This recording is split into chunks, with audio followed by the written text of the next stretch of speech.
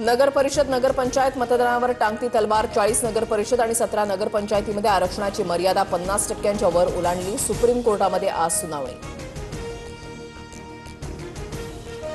रवींद्र चव्हाणांचे लोक मतदारांना पैसे वाटतायत। मालवणमध्ये भाजप कार्यकर्त्याच्या घरी 25 लाख सापडल्यानंतर निलेश राणेंचा आरोप। तर पैसा व्यवसायामधला होता हे सांगून चालणार नाही, पुरावे द्यावे लागतील, निलेश राणे आक्रमक।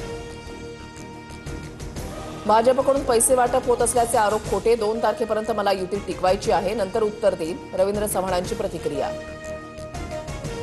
अर्थकारण करून निवडणुका जिंकण्याचा प्रयत्न, कामावर नाही तर पैसे निधीवर मत मागितले जात आहे।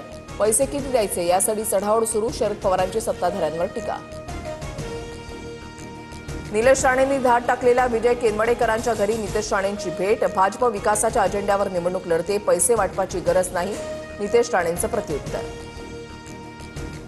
मुख्यमंत्री फडणवीस आज जालना जिल्ह्याच्या दौऱ्यावर। परतूरमध्ये फडणवीसांची प्रचार सभा होणार। परतूरमध्ये भाजपकडून प्रियांका राक्षे निवडणुकीच्या रिंगणात।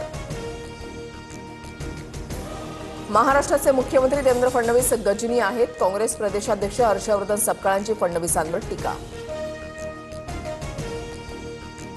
फडणवीस गृहमंत्री आहेत, जास्त कराल तर कापून काढू। नागपूरमधल्या सभेत भाजपा आमदार आशिष देशमुखांची काँग्रेस कार्यकर्त्याला धमकी। अजित पवारांच्या राजीनाम्याच्या मागणीसाठी अंजली दमानी आज दिल्लीत। शहांनी भेटीची वेळ न दिल्यास अजित पवारांच्या विरोधात हायकोर्टात जाणार, दमानी आक्रमक।